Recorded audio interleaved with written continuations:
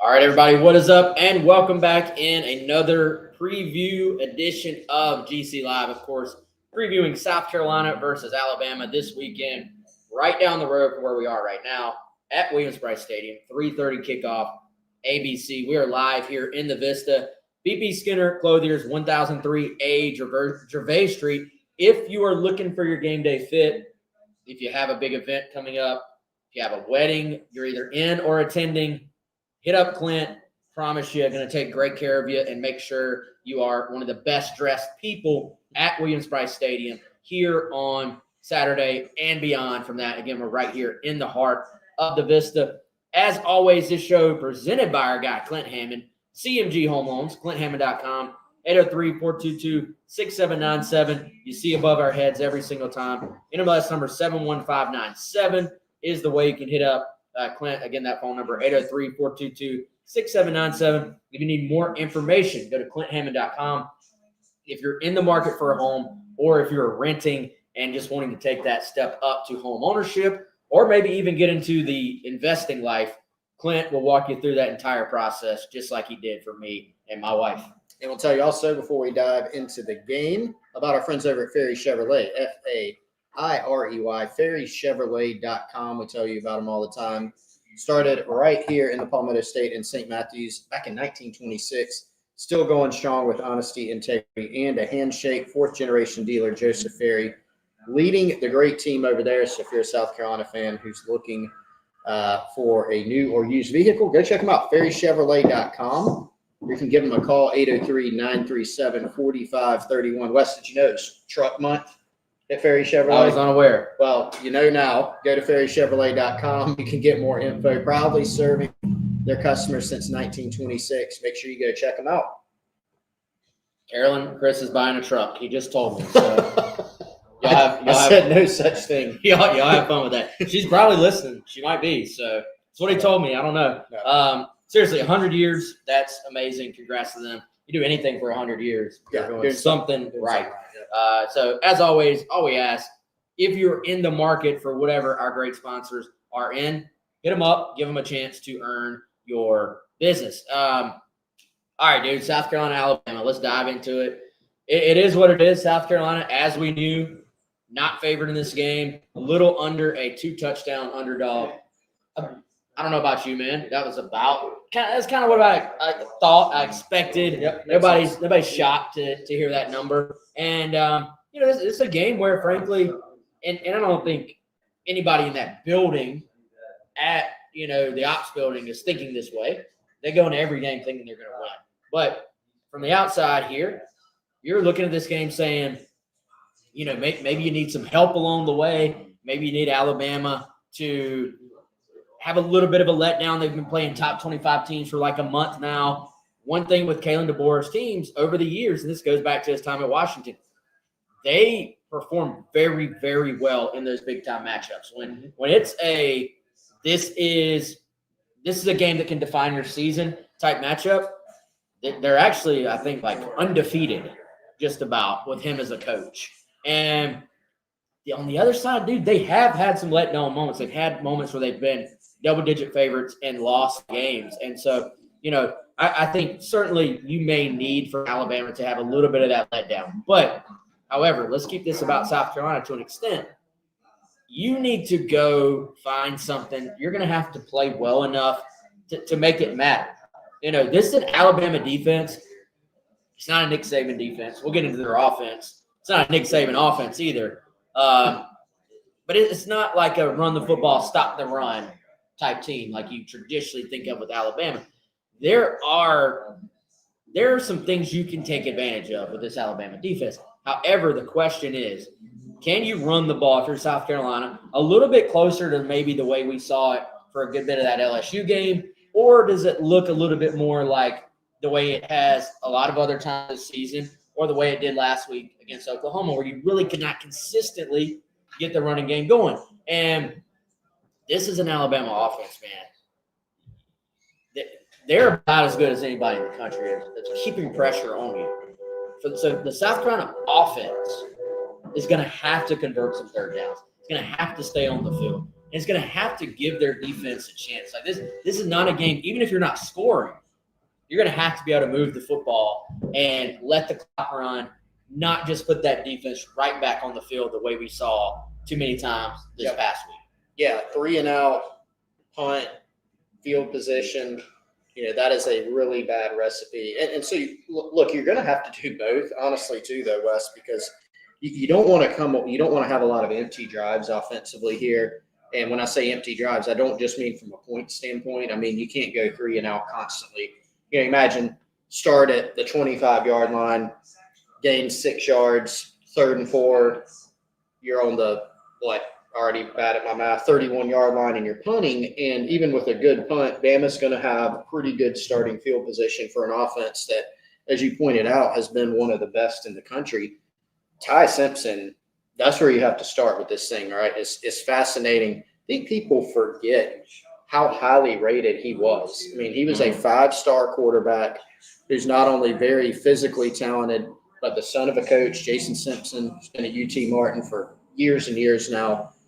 He's got great leadership skills, came into this season with kind of a quarterback battle, and it was a question mark for them. And it was probably a question mark after game 1 because, frankly, they lost. And there's always going to be quarterback questions when you lose for a first-year starter. But he's waited his turn, and now that has paid off for Kalen DeBoer, his staff, and for Bama fans everywhere because, I mean, is there any quarterback that's playing better in the country right now? Probably not. The guy is 18-1. I mean, 18 touchdowns, 1 interception. He's already got, what is he, almost 2,000 yards already. He's just put up huge numbers all year long. And he's making throws that are, to steal Shane Beamer's term, mind-boggling. He's just making great decisions. He's mobile. All the NFL scouting folks on social media, on Twitter, are passing around his film saying, look at this NFL throw, look at this NFL throw.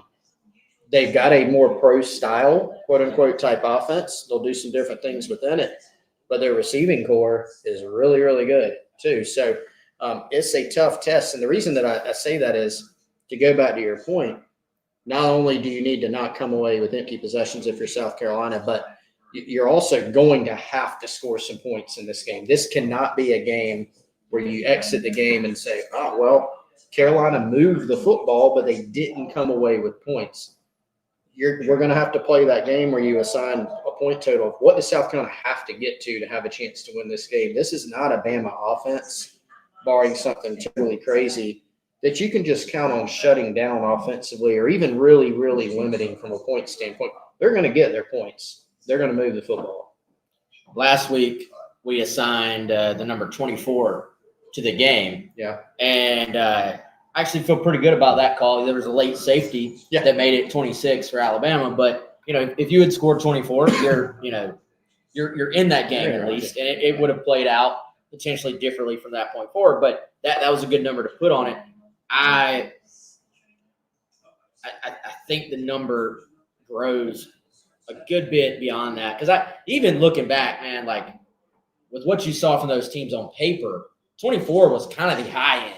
Like if it would have been kind of a 20-17 game or something last week, at least on paper going into it, I wouldn't have been that surprised. I look at what Alabama's doing on offense, and they're a team that is gonna I think that number goes up to about 28 or 31 or something.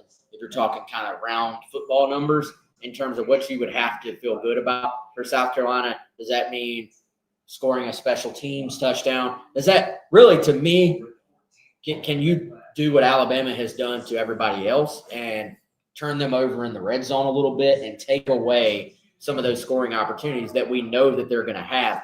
I look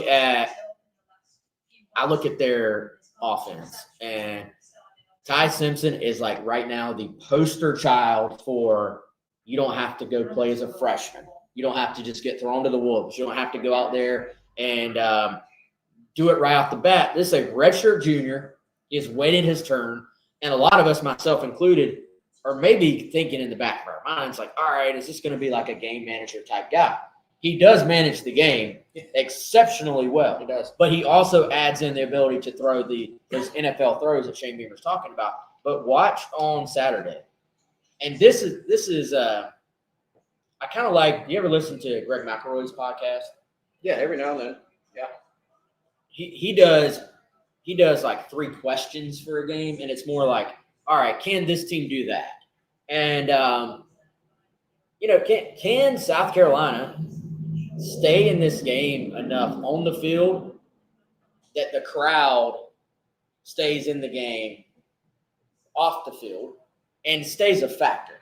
Because this team will change. This team will communicate at the line of scrimmage. And they have different ways of doing it. There's some hand signals and stuff like that. But they're constantly communicating. At home last week against Tennessee, man, there are plays where they get to the line quick enough so that they can get to all this other stuff. Every play they run, there's going to be some type of shift or motion. There's going to, most of the time, be some type of audible. At times, I saw this. Get to the line, shift, raise my foot to make you think I'm about to snap the ball, hold up, change the play, defense adjusts, I'm going to change the play again. And this is not him looking to the sideline and having his coach signal it in. This is Ty Simpson changing the play at will himself, directing traffic, telling everybody where to go. So, for one, just game within the game, keep an eye on that. They're going to change the play a lot at the line of scrimmage. It's kind of, from a football fan standpoint, just impressive to watch. But for 2, Willie B will be loud to start this game, no matter how much negativity there is around the program. People will show up. Can you keep them engaged? Can you keep it close enough to where they're fired up, to where they can continue to be a factor? Yeah, it's a good point because, even last week, Wes, game remained pretty close until really the third quarter. But there were so many things that were going negatively, getting stopped on a 4th down, getting 2 4th down and you do score and things got loud. Oklahoma scoring on a couple early long drives.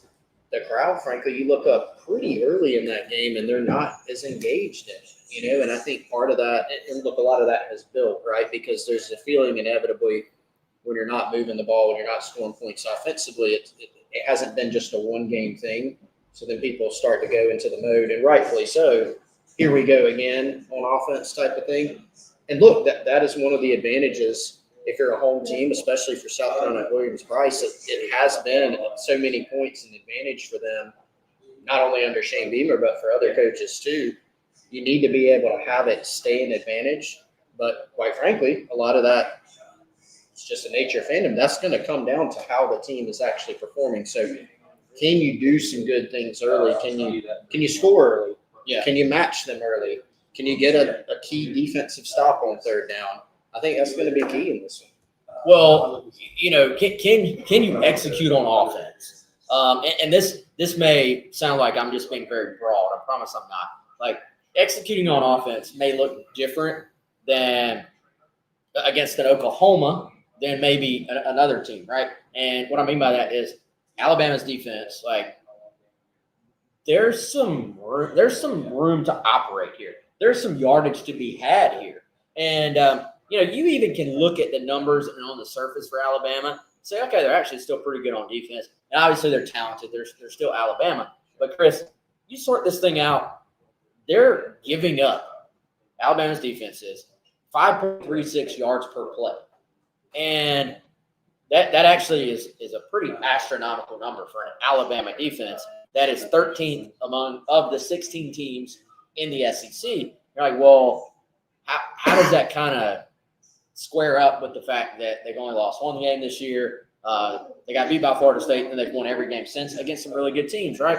Well, even if you look at their scoring total allowed on defense, they're pretty high up there in the SEC. Their yards overall allowed per game is fairly high up there in the SEC.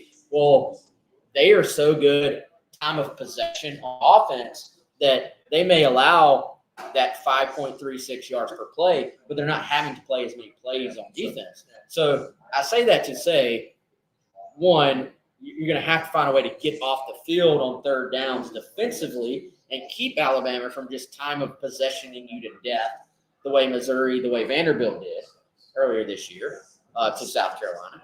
And then the other side of that, though, is can you just execute well enough with what is there? You know what I'm saying? Like, if the plays are there, can you make them? And, at times we have seen the South Carolina offense do that, but we haven't seen it consistently enough. So I do think that's a little different conversation than you're going up against a defense and asking an offense to go be good against a defense where there's just no windows. There's no chance of success. This week, there should on paper be a chance of success, but you still have to go take advantage of that. Yeah, there are more plays to be had, I think, this week. You think about the difference between Oklahoma, who's just smothering on defense, right? The numbers of tackles for loss, the number of sacks coming in are astronomical. All of their defensive statistics across the board have been really good. Now, has Bama played tougher competition throughout the year than Oklahoma? Yeah, that's also a good argument. But if you've watched their team all year, every single game, even the ones they've won, you will see big concerns that come to, Vanderbilt had a long touchdown run, and it was talked about on the broadcast. Hey, this has been an issue for them, tackling in the secondary when running backs get to the second level. So if you're South Carolina, can you get to the second level in the run game? We saw against LSU that they can. We've seen a couple other instances, but again, to get back to your word, consistency, nothing's been consistent about this offense except for the fact that they have not scored points consistently, and the fact that they've given up way too many negative plays and sacks in every single game. Like that has really been the only consistent team, and it's not a positive one, to be consistent with. So, yes, we're going to go back to the conversation of you're back at home. Can you at least come from the start out of the starting gate with, fewer penalties like you did against Kentucky, like you did against Oklahoma? Wes, they were better in the category of penalties, but they still had way too many negative plays against an Oklahoma defense that feast on that. Too many sacks, too many missed opportunities.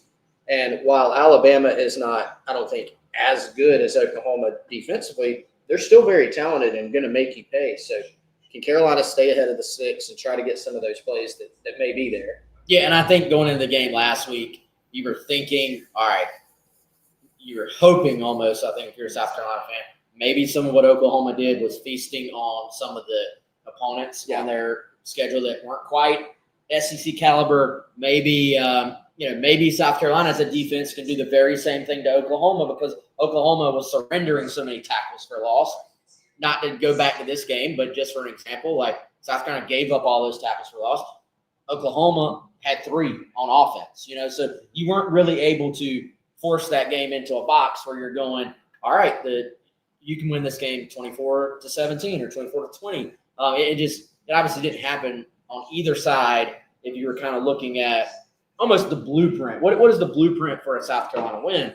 Didn't happen there, and it didn't happen on special teams either. So not going to win many games if you don't get your blueprint on any of the 3 areas of the game, and then you don't turn over your opponent either. Turnovers, obviously always important, but you're talking about, Chris, a offense that has not really turned the ball over. You mentioned it earlier. Ty Simpson has thrown 1 interception, which is very impressive considering they're not just a dink and dunk offense. Yeah. Now, the thing I love about this offense, and it might be one of my favorite offenses I've watched getting ready for a South Carolina game, they are not a dink and dunk offense, but if you give it to them, they will take it. Like, they are not so dedicated to, we have to be NFL, we have to throw the ball down the field. So they're not too proud just to take the easy pitch and catch. They love these little – I haven't seen another team that South Carolina plays run more. You'll probably see it Saturday. Just little, speed outs. Like, they seem to like that a little bit more. A lot of teams will just run a little quick hitch, a little stick route. The quick out from the slot position, quick out, get the ball out. Ty Simpson's going to put it to where that receiver can catch the ball on the run and start turning upfield. They will run that against man coverage. They will run that if you're in off zone coverage. They will run the running back screen, traditional, just not the wide receiver, perimeter screen stuff. They will do that a little bit, but not to the maybe extent you see a lot of teams. True, just, hey, we're going to let the D-line go. We're going to release them. And then we're going to flip it over your head and hit the running back screen. They ran that to death against Tennessee. So you're going to see that as well. They are going to mix up their snap count a lot. Like, they don't have the same problems on offense that South Carolina does up front on the O-line, but they're not some great running football team up front. Like they don't get that great push like some of those old Bama teams do. But I like how their staff mixes things up enough to keep you from pinning your ears back and getting after their quarterback. Yeah, and that has been when South Carolina has been successful defensively. It's been, getting teams to third down and then being able to go rush the passer. Now, we didn't see it last week, and a couple reasons for that. Number one, you didn't have your best pass rusher, Dylan Stewart, for most of that game. And number two, Oklahoma was able to run the ball so successfully. That was a big storyline coming out of that game. Oklahoma's two lead backs both exited that game 5.3 yards a carry. You look up in that game and go, man, it looks like Oklahoma's averaging 6 yards a carry. West did not come into that game as an elite rushing team either, but they sure looked like a good one coming out. Then they were able to scheme up a lot of things offensively to get the ball out quickly on, second and manageable, third and short, even on some third and longs. And that created issues. It kept South Carolina off balance. So I think the concern is not just similar, but amplified going into this, right? Because is Bama an elite rushing team? No, but they're an elite passing team. And being so concerned about that opens up some things in the run game. And frankly, with what you saw with South Carolina's defense against the run last week against the Sooners, you might be just concerned about the run game with them too. They're certainly capable there. They have, Ty Simpson can even run the football some. It's not like he's scrambling left and right, or they're sitting there saying, hey, we're going to line up Ty Simpson and run quarterback power and counter. But he is mobile, and he moves very well in the pocket. So, as we continue to talk through, and there's just a lot to be concerned about, with this Bama team on offense. Yeah, Carolina Titans says, I think this is the worst matchup we could have all season. I don't know if it's the worst matchup than what last week ended up being. Admittedly, I tried to talk myself into, if this happens, if that happens, just especially, I would say this, Titan, the Alabama offense against the South Carolina defense could end up being that. I don't know about the overall game. Like if Alabama's defense was as stifling as Oklahoma's defense is and as good at creating tackles for loss, both these teams, at least to this point, Alabama and South Carolina's defenses, their tackles for loss numbers are very, very similar. They're about the same. They're kind of on par. The difference being Alabama's offense does not allow a bunch of TFLs where we know South Carolina's has. But I do think from just a passing game standpoint, this is by far the best, most complete, however you want to say it, most complex, most diverse passing game you're going to see this season. Because, yes, they will take the easy pitch and catch, but they will layer the ball down the field on you. They will stretch the ball down the field on you. They're going to take their shots, but they're comfortable with that because they know if I get in 2nd and 10, I trust Ty Simpson to get me back to a makeable third down by coming underneath maybe on the 2nd down throw. Everybody talks about Ryan Williams, rightfully so, but it's a receiving core all the way around that does some very unique things that kind of catch point balls where the ball's in the air. Ryan Williams can go get any pass. But Jeremy Bernard might be one of the most fun guys to watch in the league because of the number of ways they use him. They will motion him into the backfield. They'll motion him out of the backfield. They try to double pass last week against Tennessee. Try a double pass. Tennessee reads it perfectly. They have him dead to rights in the backfield, and he makes like 5 guys it felt like miss. Next thing you know, he's off down the sideline, has a huge explosive play. And now that's a Tennessee defense that's just struggled a lot this year. But still, I love the way they use this kid. And, quietly, I think has become one of the best players in the conference. Yeah, he was really good last year too. And I'm with you. One of my favorite guys to watch. Maybe not going to be so nice for South Carolina. I'd have to watch them this weekend. But in addition to those guys, Wes, you mentioned they use the running backs out of the backfield. They got a couple tight ends like Josh Cuevas that they get involved. And Isaiah Horton, you're watching the broadcast the other day of the game, and Isaiah Horton catches a pass, and the broadcast, how the broadcast crew will get some insight going into the game. Oh, the coaching staff thinks Isaiah Horton's the most complete receiver on the team. You're going, what? Really? Like, are you serious? So they have multiple guys that they can hurt you with. And then you've got Ty Simpson, who's, a lot of times, Wes, when you're trying to score an upset, you're going, okay, can the quarterback have an off game? Can he miss a few throws? Can you turn him over? Well, that is still your hope here. But Ty Simpson has not given you a lot of hope with how he's playing. He's so accurate. He makes the routine throw almost all the time, but he also makes the incredible throw. Yeah. And hey, he's under pressure. We've got tight coverage. You're sitting there on the sideline if you're Clayton White going or others. We're good here. Zip, and now first down, or touchdown. And it just makes it very hard to call the game and can be demoralizing, frankly, when you're playing against him. Yeah, I fully admit and acknowledge this episode has become an Alabama love fest. So I was just thinking that. I'm like, man. But fair. Yeah, for good reason. Yeah. Their offense is really good, which, I think this goes back, and we're going to tell you about a couple of our sponsors here in a second. To me, man, this goes back to all right, well, our last remaining memory of South Carolina's offense right now is what we all saw last week. This has to be one of those situations where they come out, and here's the thing, dude. The script drive in this game, if you're trying to find the blueprint to get to 28 or 31, the script drive has got to be a touchdown. It's got to hit. Right, you got to go ahead and chop. If we're trying to, all right, how do we get to that number? Go ahead and chop 7 off the top by the script drive hitting, and the crowd now is in this thing. You know what I'm saying? Yeah. If anything, you need the Williams-Bryce you need an early score and an early stop. You know what I'm saying?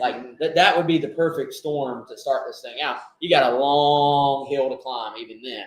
But if you're trying to build out a blueprint for winning, it has got to involve that, man. So let's tell everybody before we start to dive into our final thoughts on the game and predictions about a couple of our great sponsors. Yeah, let's tell you about Brandon Cohen and his online shop, Palmetto Golf and Belts at palmettogolfing.com. Newer company founded this year, but a local company built on purpose and backed by passion. If you're a golfer, it's a must-see. Go check out their online catalog again at palmettogolfing.com. Custom golf gloves, golf tees, golf towels, and embroidered needlepoint belts. Wes, I was just telling you, amazing deals here. They're needlepoint belts. I've seen them in person. A lot of people I know wear them. Super well made. They got the USA flag. You've got the palmetto tree and moon in the state of South Carolina blue, or in the South Carolina USC kind of flavored garnet. You also have the cross design. Plus, he has all those available on the custom golf towels, tees, and gloves. Specials running all the time. Buy 3 gloves, get 1 free for a limited time. Buy 1 towel, get 1 50% off for your second. A lot of great stuff. And if you're not a golfer, great place to go get a gift, especially during the holidays, for birthdays, for special occasions. Again, go check them out. Palmetto Golf and Belts at palmettogolfing.com.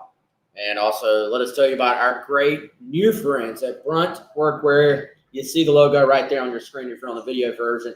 And you see that deal you can get. BruntWorkwear.com/GC. That is our gift to you for trying Brunt. You'll get $10 off your first purchase from our friends at Brunt. I know me and Chris have been trying out the boots for the last, month now? 3 weeks now? Great thing about it is that, man, most of the time if you get a just good, what I would call sturdy boot to wear outdoors, if you're in the trades, to wear to work, if you, just like to work around the yard, stuff like that, they're not very comfortable to start with. You know what I'm saying? The great thing about these Brunt boots is that they're pretty much pre-broken in. I would say they're already ready to wear, very, very comfortable, while also just being a fantastic, just looking boot, but also a sturdy, does the job boot. They also on Brunt have a full range of high-performance gear for tough jobs, from heavy-duty work pants to weather-resistant jackets. Their Brunt designs are durable, reliable, and are going to keep you protected and productive, Chris, no matter what scenario you were in. So again, your first purchase over there, we're going to go to BryantWorkwear.com. You get $10 off Bryant when you use the code GC at checkout. Use that code right now, and you'll be good to go. And if you do order from Bryant, report back. Let us know what you thought. Let us know how it goes, and let us know what you purchased from our brand new sponsor at Bryant. And if you're on the video version of the show, I'm about to pop the link to their website up. You'll see it in the comments where you can go out and go ahead and pick out your next big purchase from our friends at Bryant. Chris, man, let's get back into final thoughts on the game. And what's your biggest key to victory, man? And I know, guys, the graphic is still up. We're going to get that down here in a second. You know, you brought this up earlier, Wes, on the radio show, and I think it's worth pointing out before we kind of try to dive into the keys. You know, given that we've just had, admittedly, a Bama love fest for about 30 minutes here plus, you know, you probably, if you're listening, are walking away with the impression of, man, there are just no chance. Why are we even playing the game, right? There's always a path for an upset. And look at last season, right? You mentioned this.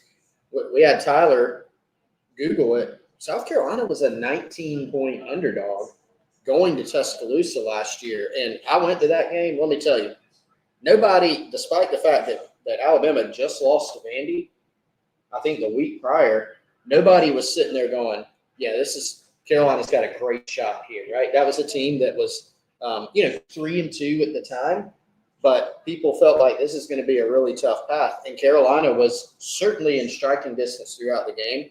Came out in the third quarter, put together a job. They're leading, I think, in the fourth quarter in Tuscaloosa. Now, this is just a line, right? This one's a little lower. Trying to go back and remember how I felt going into the game last year and how I felt going into this one. I feel like, honestly, even though the line's lower on this one, that this is an even tougher matchup this year against this Bama team with this South Carolina team.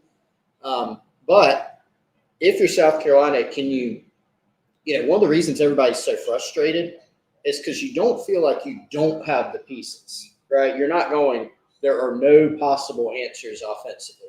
You probably feel like you're pretty limited on the offensive line, which you are, I think. But you have a quarterback, you have some running backs, you have some receivers, right? Like you feel like there's a path to go score some points, which mainly starts with cutting down on the negative plays. But that said, you are going to have to score a lot of points in this game. So let's start with this one.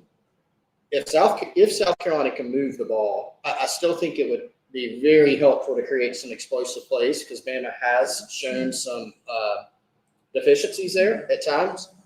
You've got to score points in the red zone.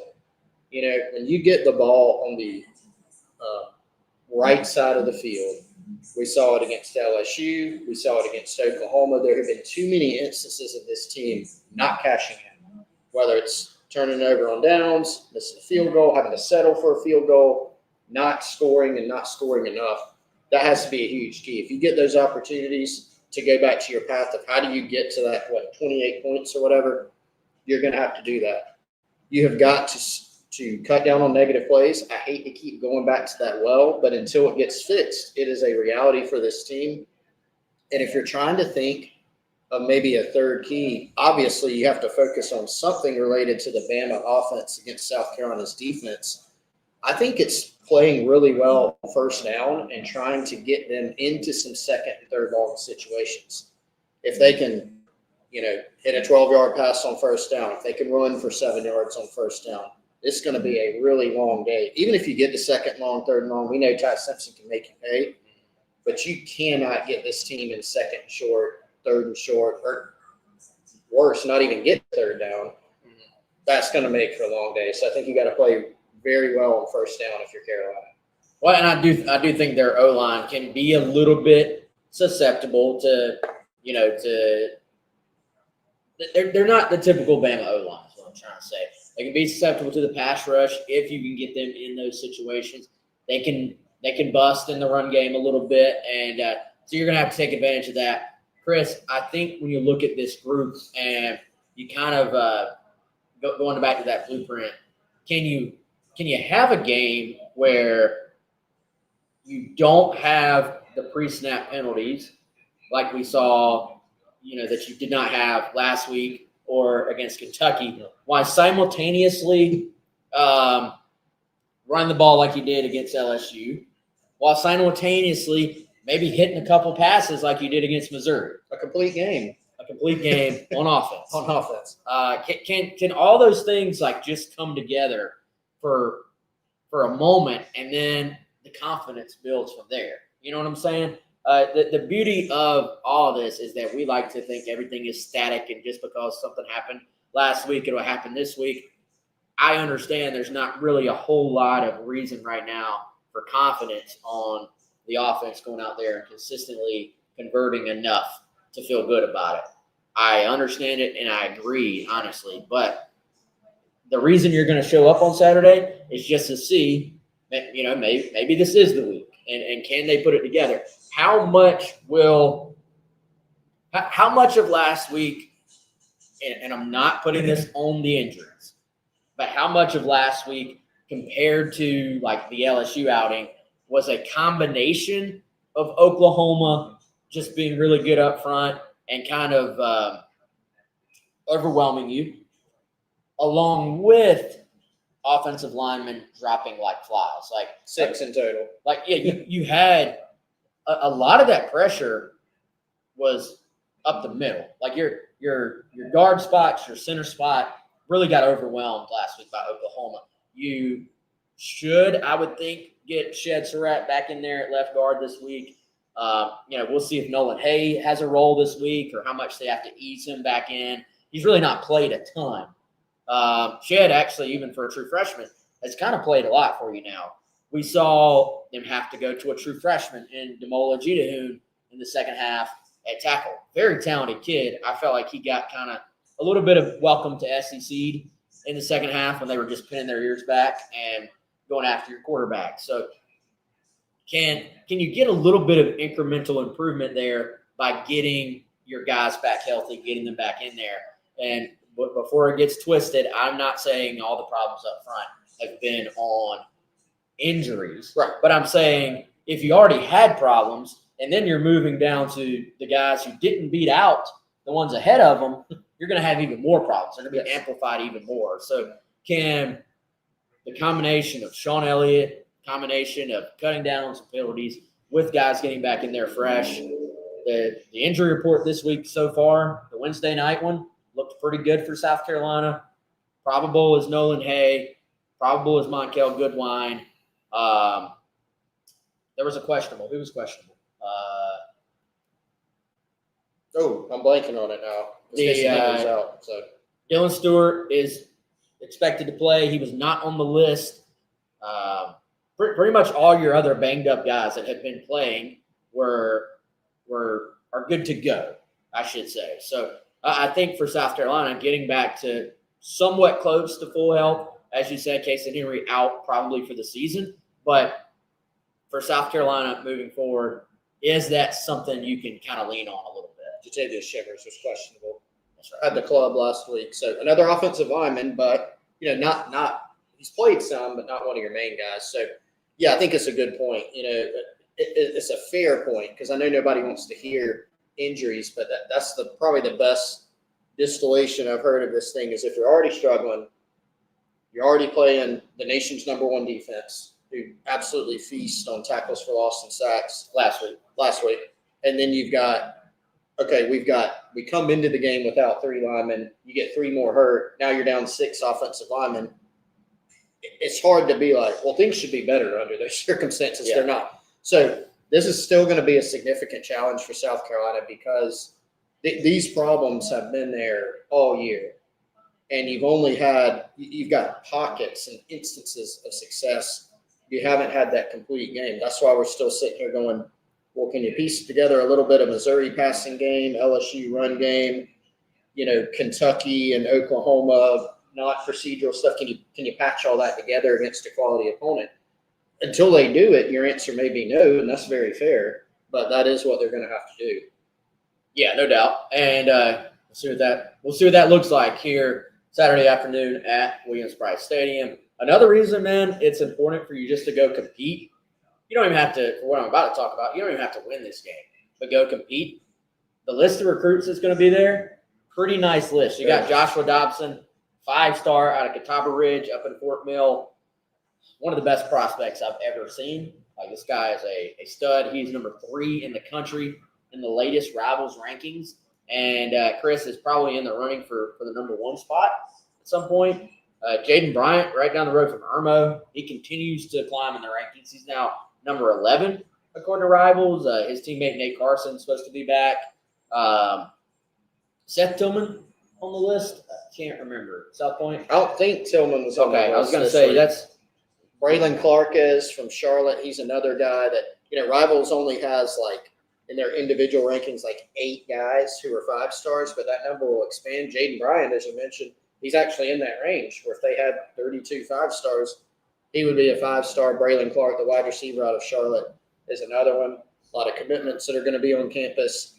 A lot of priority 2027, 2028 guys. So this is probably what's the best visitor list that South Carolina's had for a home game this season, I think. Yeah, and you do not have to win games to impress recruits. Does it help? Absolutely. How many guys last year talked to us about being there when South Carolina beat A&M and then the field rushing and all that stuff, being there for the win over Missouri and just that atmosphere. But the big part about it, man, is can you compete? Can you show these guys how they would fit in? And can you show them a great atmosphere, a fun time?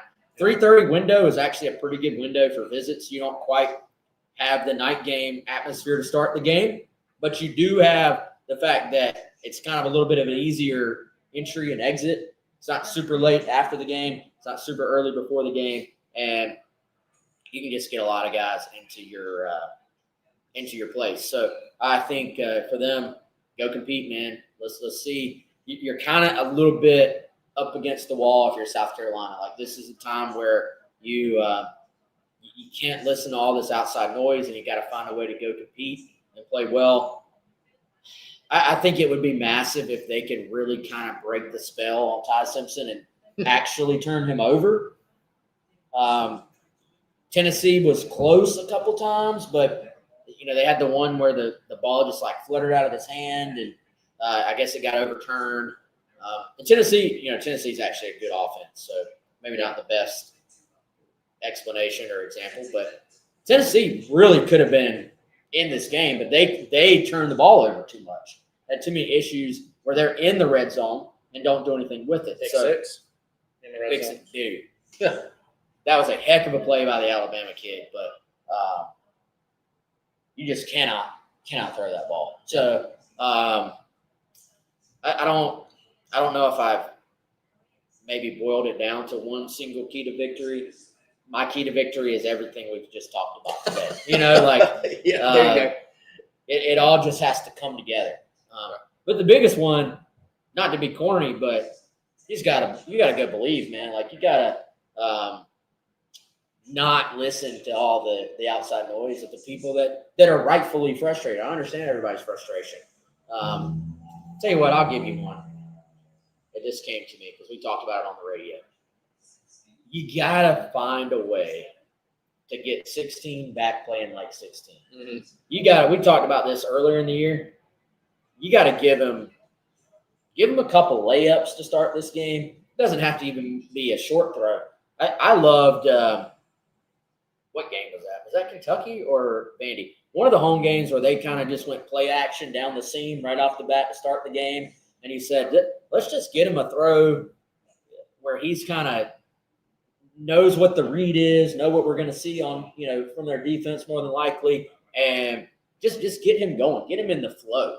I know everybody doesn't want to see you run the ball up the middle anymore. I think you need to run Sellers up the middle a little bit more. I know Shula really doesn't want to, but I think you gotta let Sellers go deliver a couple of hits in this game himself. Like a lot of this sort of, he's being taught to get down, taught to get out of bounds. And I know you want to protect your quarterback, but early in the game, you can set the tone a pretty good bit if Sellers gets on the outside and just delivers an early message. So can you get this kid back playing to the confidence that and the ability that we all know he has in him?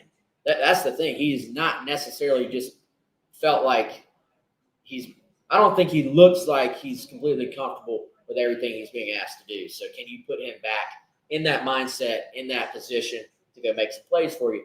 Because we talked, remember the Spencer Rattler go-off games? The Lenora Sellers go-off game is still among the number of possibilities. Yeah, it's on the table. It's on the table. You're going to have to see it if South Carolina's going to win this game. Chris, any chance you're pulling or picking the upset? Well, you don't want to say no chance, but I'm not. But I was about to say, you're about to. I'm not this time. So official pick time, I guess, Wes. Yeah, let's pick it. I do have Bama in this one. And actually, I'm pretty close to – I didn't look at the line, to be honest, before I made my pick. But I've got Alabama 34, South Carolina 20. I think, again, for South Carolina's offense, got to go prove that you can put points on the board, I think, against a quality opponent. When you have the opportunities, can you create the opportunities and then can you cash in on them? We haven't seen that consistency from them. And then also this Alabama offense, really good. I saw some concerning things last week and other weeks from the South Carolina defense that, doesn't give me as much confidence that they're going to be able to come out and get enough stops. So that's, a 14-point margin, which happens to be right around the line, I guess. That's what I've got. I'm still wondering, are we going to get the game where you just go, where'd that come from?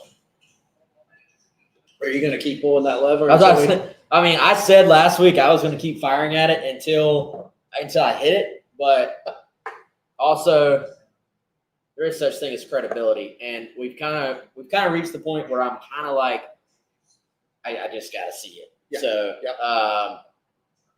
I'm not going to go a high number. I do think these are still human beings, and Bama's probably due to not play great, especially at a place where teams, despite what happened last week, typically don't come in here and just play amazing.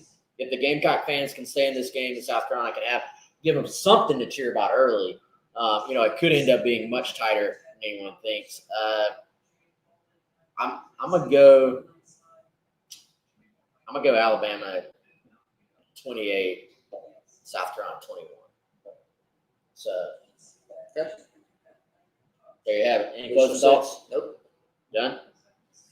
All right, y'all. That's been the show. This has been GC Live. Come on down. If you're in the area, if you're going to the game, come to the Vista, 1003A. Just walk right on in. BP Skinner Clothier's going to get you hooked up. You're fit for the game. You're fit for taking the wifey out to dinner. If you've got a nice event you're going to, or if you got a wedding, whatever it may be, they have something for you for every single type of event you may be going to here at BP Skinner. Shout out to all of our awesome sponsors who help make this show possible and help make this show free here on GC Live. He is Chris. I am Wes. You have a great weekend. And, of course, in the meantime, come check us out on GamecockCentral.com. And then we'll be back on Monday. Good, bad, in between. We'll be back Monday morning, 9 a.m. to talk about it on GC Live. Thank y'all, and we'll see you soon.